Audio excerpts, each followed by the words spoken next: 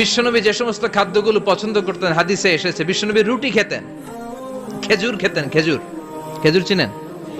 Balah, তামার, দুধ খেতেন, এই মধু খেতেন, জব খেতেন, বার্লি খেতেন, লাউ খেতেন, রুম্মান, ডালিম ফল, আনার ফল, আনার চিনেন? আনার, এই আনার খেতে পছন্দ করতেন বিশ্বনবী। মাশরুম খেতেন, মাশরুম, মাশরুম চিনেন?